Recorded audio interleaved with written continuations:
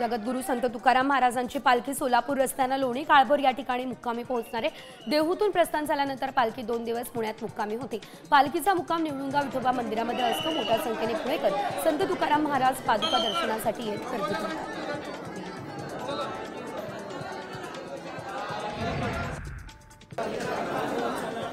वारीचा सर्वात अवघड टप्पा आज पार होणारे संतश्रेष्ठ ज्ञानेश्वर माऊलींची पालखी दिवे घाट पार करणारे सावळ्या परब्रह्माच्या भेटीसाठी आज सुचलेले लाखो वैष्णव हरिनामाचा जयघोष करत दिवे घाट ओलांडते। पाऊस पाणी पिऊन हिरवाईने नटलेला नयनरम्य दिवे घाट चढण्यासाठी मात्र खूप कठीण आहे।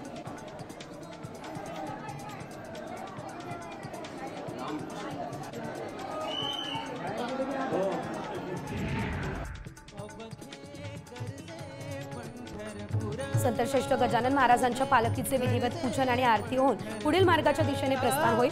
गजानन महाराजांच्या पालखीचा पुढचा मुक्काम बोरी सावरगावात असेल। गणगण गणात बोते ज्ञानोबा तुकारामच्या जयघोषाने परिसर दणाणून निघाला।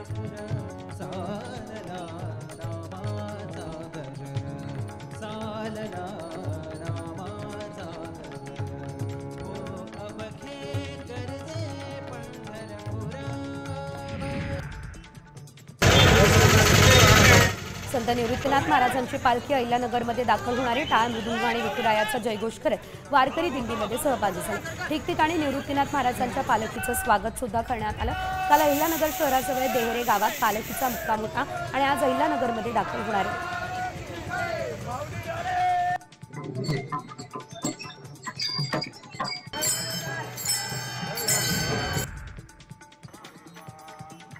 आदिशक्ती संत मुक्ताईंची पालखी बीड शहरामध्ये आता दाखल होणार आहे।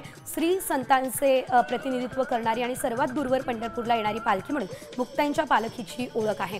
तर मुक्ताईंच्या पालखीमध्ये मोठ्या संख्येने महिला भाविक सहभागी झाले आहेत।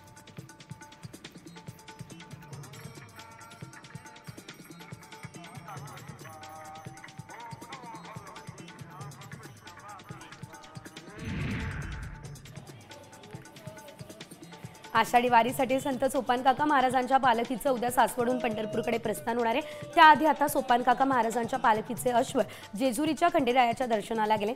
यावेळेस भंडारा उधळून त्यांचं स्वागतही करण्यात आलं।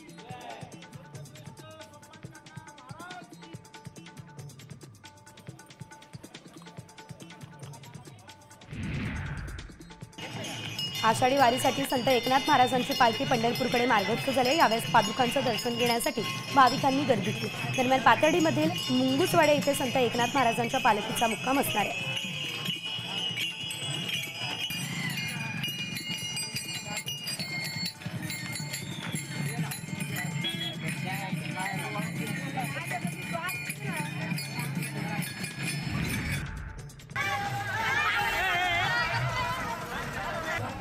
साईबाबांच्या शिर्डीतूनही पायी पालखीचं पंढरपूरकडे प्रस्थान झालंय। साई संस्थांच्या सहकार्यानं आणि काशिकानंद महाराजांच्या मार्गदर्शनाखाली साईबाबा पालखी सोहळ्याचे 19वे वर्ष आहे। राहता या ठिकाणी पालखीचा पहिला मुक्काम असून साई संस्थांचे मुख्य कार्यकाऱ्यांनी पहिल्या मुक्कामापर्यंत सपत्नीक पायी पालखीमध्ये सहभाग घेतला।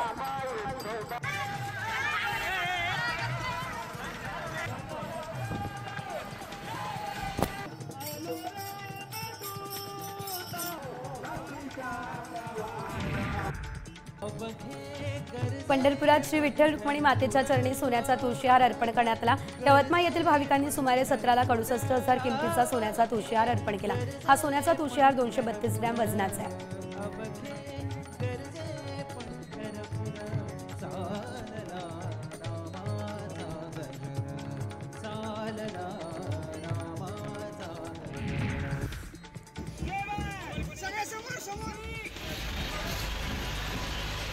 पंढरपूरमध्ये सायकल वारीचा उत्साह आज बघायला मिळालेला आहे। राज्य भारतातून 4,000 सायकलिस्टने प्रदक्षिणा मार्गावर फेरी मारल्या। या सायकल वारीला केंद्रीय क्रीडा मंत्री रक्षा खडसे, मंत्री जयकुमार गोरे, खासदार धैर्यशील मोहिते पाटील, आमदार रणजितसिंह मोहिते पाटील यांच्या हस्ते सुरुवात झालेली आहे।